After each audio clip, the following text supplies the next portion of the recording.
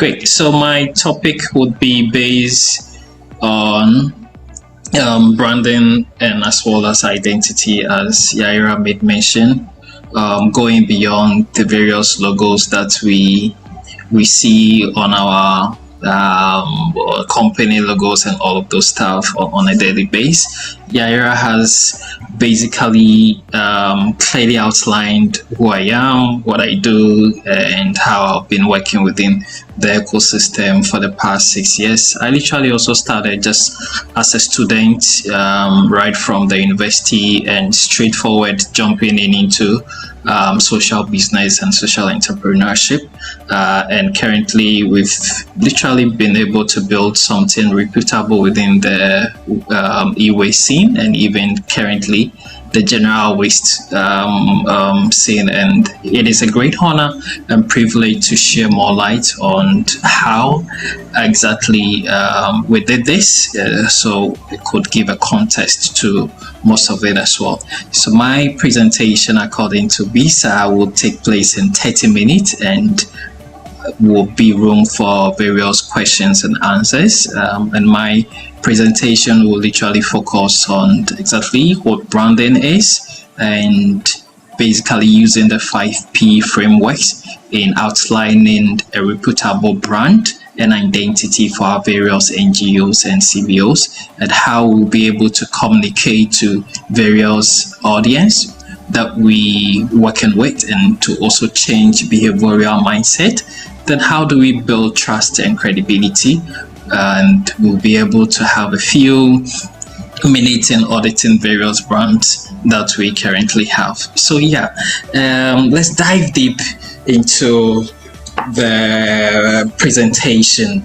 So my first question would be, this presentation will be on branding, but then I would want us to divert the wheel and ask from the opposite side, what is not branding?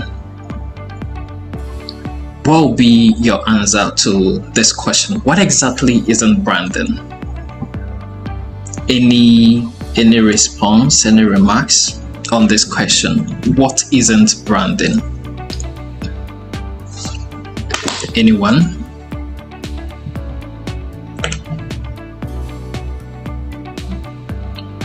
Anyone? Ranas, there's a comment. Okay. I can't see the comment section. So okay. Rana says selling yourself is not branding. Selling yourself. Or I think Rana is saying selling yourself is branding or is not branding. I think it's sort of branding, maybe. So I brand myself to be to be catchy, so people want to engage with me, maybe like my organization or something. That's good to know, Rana. Who else? There's one from Ken International. Not telling others about what you do. Okay.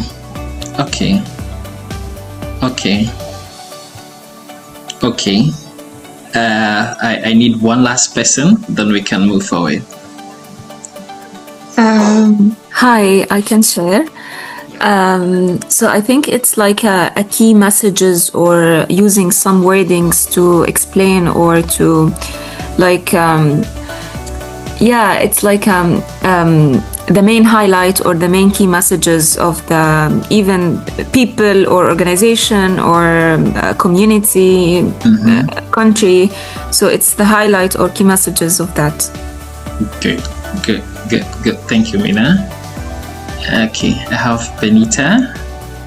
Okay, so not branding is not having a logo, not having a business name, not having a slogan, or not even advertising for your product you're selling, or not even having a website or a color pattern or a font size for your logo.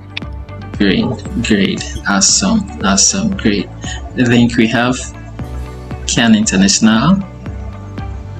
Did I get the name right?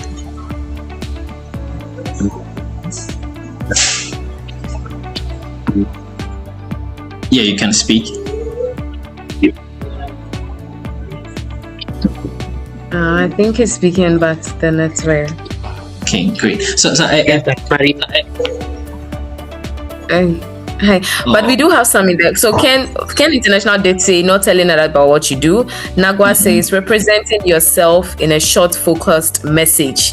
Then Aska, creating a unique identity for a business or person. Then Black says these are only tools or parts of branding, not the brand itself. Good, very good. Thank you very much, Yo. So literally, what we just spelled out tells a lot about our understanding on this topic, and it's true. Branding is not just necessarily your logo or your company or you putting yourself out there and basically how you communicate or whatever, but then it's literally the total experience people get out of the engagement you put out there or how exactly you portray yourself out there. So it could be how exactly people understand what you're doing, how the team that you're working with or the team that basically works for you put themselves out there, what actually you are delivering, what core intent are you providing, and how exactly people would be reminding you or like remembering you for regarding the logos or regarding the website that you have. So literally it is the reputation that you put outside, the reputation people knows you to be of. This sort of bubbled up to our various NGOs, organizations that we have currently, and even if you are a young individual aspiring to have an NGO or to work for an NGO, basically getting to understand the branding component of things helps you in aligning with what you would be doing up front. So yeah, branding is literally the reputation we put out there, how people perceive us, and how exactly people get to know and trust us of what we do. But then how then do we come up to have a reputable brand that really communicates our impact and various KPIs out there? Today I'll be taking you through this 5 core P's that actually have been tested and have been used by a lot of people in outlining the various core brand image that really sells. So with these 5 P's, the first one is basically purpose. With purpose basically help us to outline why exactly do we have to do what we want to do, right? Why do we have to establish an NGO? Why do we have to establish a movement to basically change a cause? What is the purpose? Why do we have to exist? So firstly, outlining this most important first rule would really help in terms of getting to have a reputable brand. Now, secondly, people. As I made mention, people could be people we would be engaging with, our target audience. People would be the team that would be working on these various purposes. Okay, so how exactly are we going to act? What do we perceive those people in terms of target audience will be engaging with to act to be able to achieve the purpose that we are looking out for? Now, what are we offering? What is the promises we are putting out there? What is the value we are putting out there? And how exactly are we going to capture this promise or capture this value? And more importantly, would people actually believe us of what we are doing? Okay, how would we even get their belief? All right, and then putting ourselves out there. So this is where the logos, the website, and various content and communication now comes in terms of getting the various core piece available and then in place, and now bringing out there. So when we are able to strategically align with most of these key frameworks, then it will be able to help you to effectively communicate whatever you're building out there. I think this really resonates with me when we started Upcyclers. I think our main focus was literally to reduce electronic waste from reaching out into the landfill. But then how did we do? We firstly identified that people who are strongly involved in these sectors are the scrap dealers. So these scrap dealers move around collecting your electronic devices from your houses, and then they bring it to their scrap yard. They burn them to be able to recover the various precious minerals out of it. So copper, aluminum, and all of those components. But then our question was, how then do we ensure that they are stopping burning of these copper wires to basically earn a living or make something valuable from it? Then the value we were offering was, hey, stop burning your e-waste. You can bring it to us for a better value. But then before that, we even have to train them. So we were training most of the scrap dealers on best dismantling practices and also how they could use the various PPEs, and now even training them on how exactly they could optimize their revenue, mostly the burn, and then take a key main component of the materials that they are looking for. But then within the life cycle of the waste, there are other components that are also valuable. So here we're able to outline most of those value fractions to them that are currently helping them to even make more revenue as compared to what they were using. So what could be the proof here? With numbers of people we have engaged, the number of electronic waste we have diverted, and now seriously we communicate everything on our social media platforms. So when you search for Upcyclers, you could see how engaging we basically engage our community members in terms of our website and all the social media platforms that we website and applications that we have ongoing. So literally this helps you to get a clear view, a clear insight on how exactly you would be engaging various people, how exactly you would be outlining your values, your offers, and how exactly you can capture most of these values. Now moving forward, upon getting to know all these P's that we have that could guide us in capturing or building a reputable brand, how then do we communicate most of this value, right? So in terms, firstly, let's start with the purpose. Okay, I think one of the remarks one of our participants made mention is basically using the big words. We are saving the planet, we are saving the environment, and all of those things. You know, in communicating our purpose as compared to this topic, I think one of the key outline here is to ensuring that we are communicating clearly to people or to the general public on exactly what we intend to do or we really want to achieve. Okay, so in terms of communicating clearly most of our values and not using big words in communicating and ensuring that people that we working with or communities that we working with clearly understand the purpose that we intend to offer for the various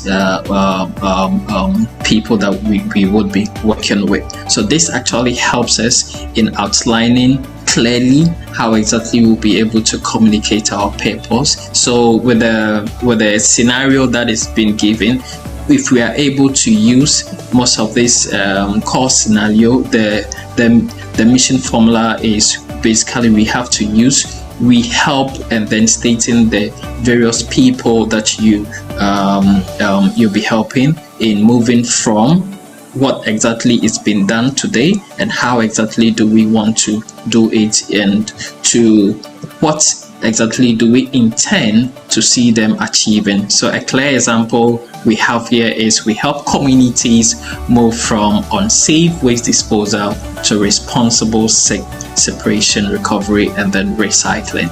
This clearly outlined those engagements. So moreover, in terms of communicating our purpose, we can have it in various segments, from the point of view of community, from the point of view of innovation, and how exactly the waste is collected, how do we portray trust and compliance, and even public education. So in communicating this and literally attaching various visuals that could basically really depict, that could have people having the feel, that could have people having the real experience of what exactly you're achieving, also goes a long way. So having most of these visuals in terms of what exactly we are doing in the communities and what could be the key technology or innovation we are putting out there.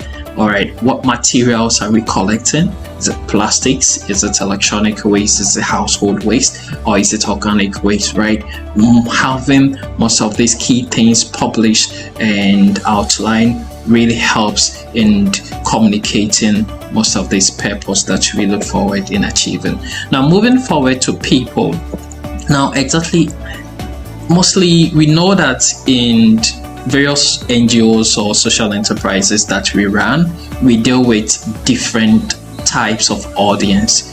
Could be our community members, could be donor partners, could be the real target audience being the schools, the youth that we engage with Mother Ama very presentation focusing on waste pickers, on also local authorities and the local leaders within our communities.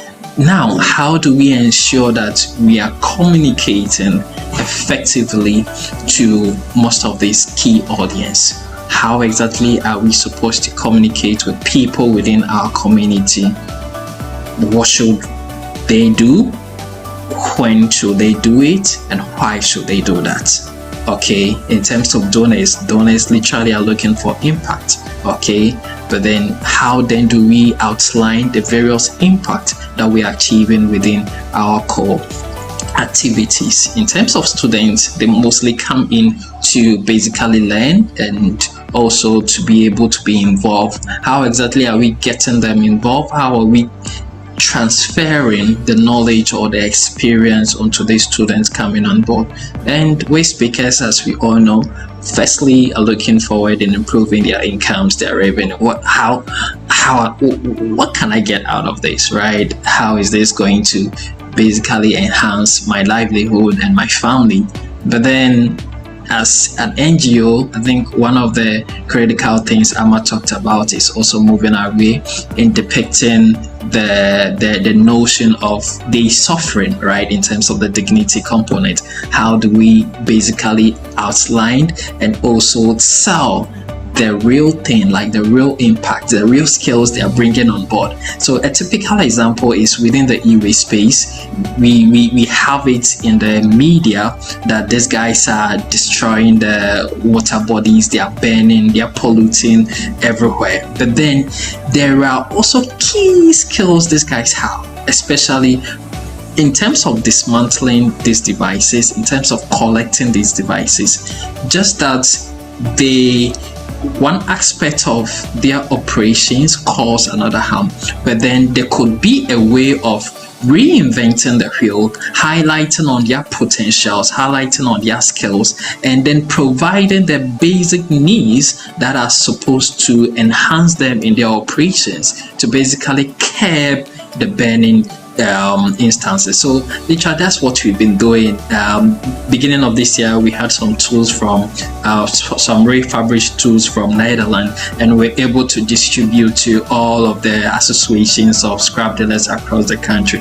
Here they are able to use these tools and be able to work on it, preventing the burning and all of those components. So yeah, these are some of the things as NGOs we have to put out there. These are some of the things we have to outline to really ensure that we are building a more reputable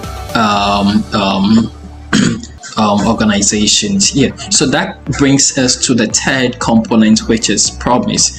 How exactly are we delivering most of the promises, and how exactly are we communicating them? So I have two main messages here. The weak message says, together we can protect the environment. How are you doing that, right? This is more a vague content or a vague message, but then basically breaking it down to say householders should separate plastic bottles and bring them to a collection point every Saturday between this time and then this time. Here you basically outline people you are targeting. You are looking out for what exactly you are collecting from them, how they are going to make value out of that, and what particular time at which particular place. This really ensures that they are following and also having a change of mindset in terms of how exactly they go about managing some of these waste components that we currently generate in our environment. We cannot depict the fact that we mostly work in communities, right? And within these communities, we also have various different demographies, different culture, different languages. So how then do we ensure that we are communicating clearly using the various local authorities, using the various local languages that we have, and also systems in place to ensure that each and every person within this value chain is getting abreast to what exactly we intend to achieve and how exactly we communicate. So here comes with most of the messages that we outline out there, and currently using the local dialect to effectively communicate, and also not literally carving some technical content out there just to depict that, yeah, these guys are PhD students or these guys are really, really well nailed.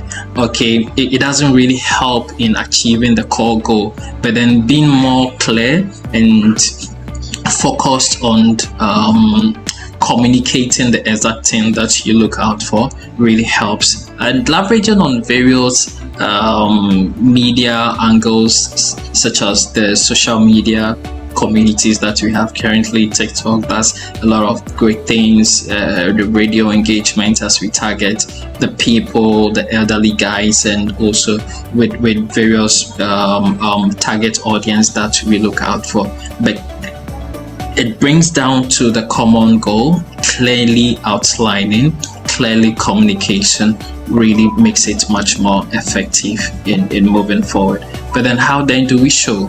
How then do we show that we are working? How then do we show that, yes, we are indeed having those impacts? And how do we even communicate most of this impact to the general public, right? So in here, this comes up with using our various websites, having a blog component that you kind of communicate effectively on what you are working on, how exactly you're achieving. But then what makes it much more stronger is putting timeline in place, putting various data, putting various data that really ensures and prove that indeed you are doing something. So for instance, with ESAT upcyclers, we've collected over 600 tons of electronic waste from reaching out into the landfill, and currently we do around a ton on a daily base, so on a monthly base. So these are strategically outlined KPIs that we really follow as an organization within a month. How much tons are we collecting? Then kind of bubble up into a year, right? So this really helps you in communicating to your various donors, in communicating to communities, and even influencing people, students, to join you in the course of your engagement. Clearly outlining this really helps. Great. So this basically. Pardon, my time is up, right? Yeah, you great. So yeah, great. So this kind of end my presentation in asking you, looking at these two messages, which messages do you think would clearly outline, would be something that you go for? I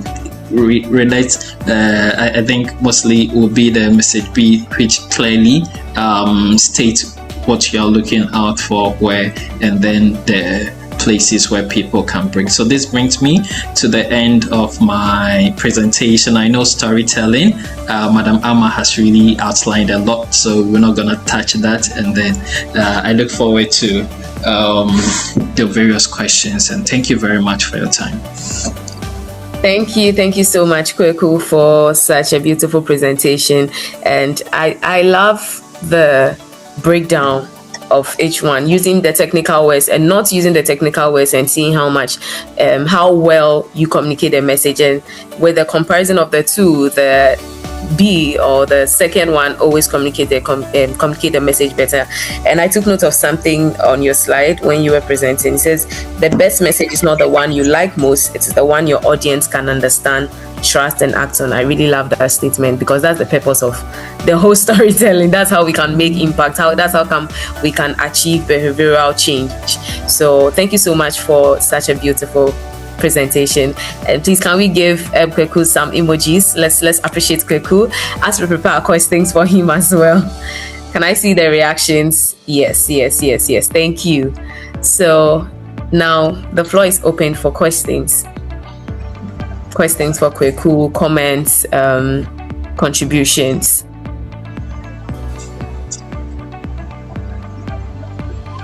The floor is open.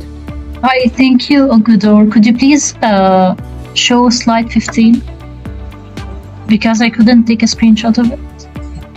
Yes, could you please make it bigger? Oh, okay. I think, Guy, Lisa would share the slide with you. Wait, thank you so much. Let me take a screenshot.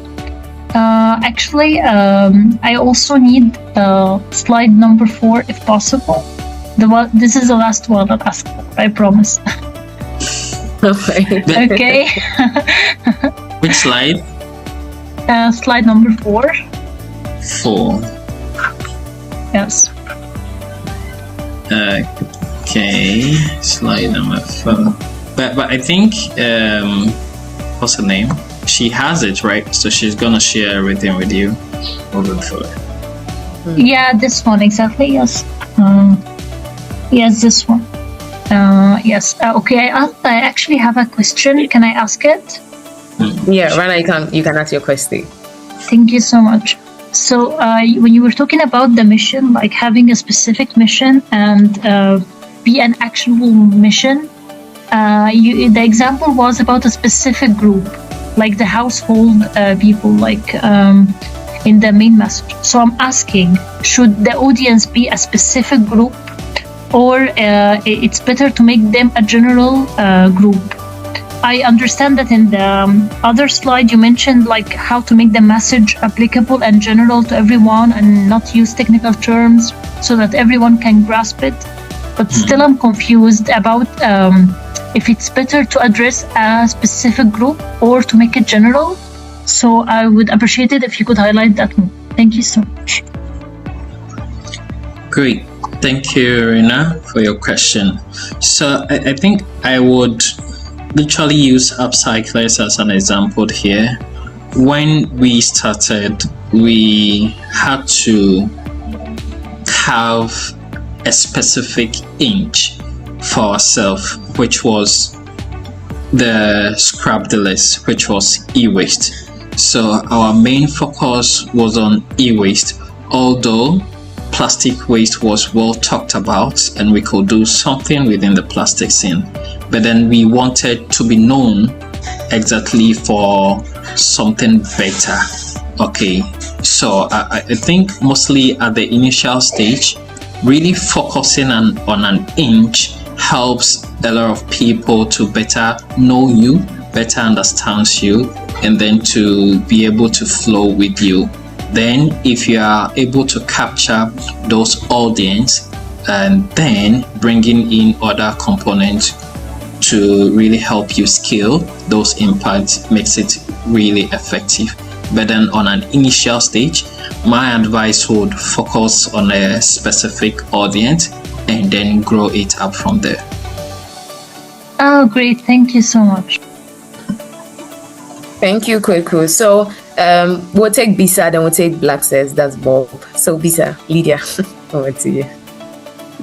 Yeah, Kwaku, so thank you very much for your presentation. I think the question on my mind right now is, sometimes when organizations begin in the zero waste space, they are mainly or usually focused on one angle of expertise or one angle of what they are doing.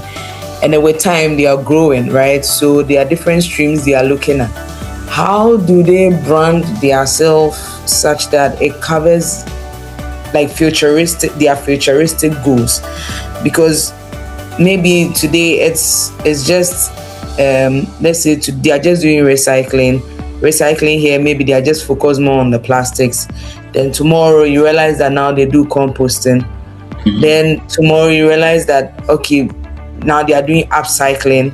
So it's like they are growing with time. How do they keep the branding consistent?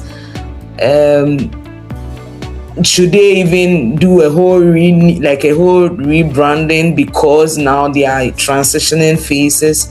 Like, this is the question on the top of my head. Thank you. Great, thank you very much. So let's use Apple for an example. I'm a business person, so please pardon me. And I know these are all insightful scenarios that we can apply in all aspects of life. Apple really started with Macintosh, right? The first series of PC. But then now we can really outline several products that they have in the market. But each and everyone knows Apple for what they really put out there, right? So I think it all bubbles down to my first remarks. It literally bubbles down to you identifying exactly what you want to be known for. Okay, when you are able to carve that inch, when you are able to build up on that to grow, now introducing any form of new product or services becomes very easy because people knows you to be this, all right, and then it's kind of help you to build up from there. But then if you are very new and you start with this, that, and that, it becomes very confusing for people to really outline you for a very particular thing that you do. Okay, so though we might have the bigger vision, this vision could be captured in our vision statement. But then, and even in organization, yearly, annually, vision and mission statement changes by and by. Okay, so carving most of these core terminologies in our mission statement and then having a bigger vision really helps people to know that, oh, these guys are doing this today and they hope to get here tomorrow. All right, so this will be my remarks on this. We have to have an inch one, and then we would be able to portray it out there. For instance, really know Bisa for telling great stories about zero waste projects all around the globe, and Miss Betty really does it very, very well, right? So when Betty comes in mind, oh, storytelling, that is exactly what I know Betty of. Okay, so this really helps someone to know you more, and maybe in the near future, if I see Bisa having a software, if I see Bisa having an online platform that helps to promote storytelling, it's not a new thing, right? They are just innovating around it. So yeah, this will be my remarks. Okay. Lydia, I believe your question has been answered. Okay, thank you, Kwaku. So Bob says, how do we prevent innovation from becoming another form of extraction where technology profits from waste pickers' work without sharing ownership or decision making? Should I take it again? That's a technical one. Yeah. Technology is here to stay, and technology would make most of our engagement sell out there very fast. But then I think it bubbles down to how exactly we are using this technology, as he rightfully made mention, in exploiting these key people, and we letting certain values guide our ideas of bringing forth most of this technology will be the key thing. It really bubbles down to the personal interest. It really bubbles down to the purpose. How exactly do we intend to achieve what we intend to put out this technology out there? So yes, people might use technology to exploit and expedite people, but then we have to have that change, and I believe it starts with our personal values and how exactly we intend for people to perceive us. So yeah, it's really gonna be out there, but then I think personally we can all take proactive measures and let our values guide us and ensure that whatever we intend to use the technology to do, the people that we are providing those technology benefit more from it, either than we using it to exploit them.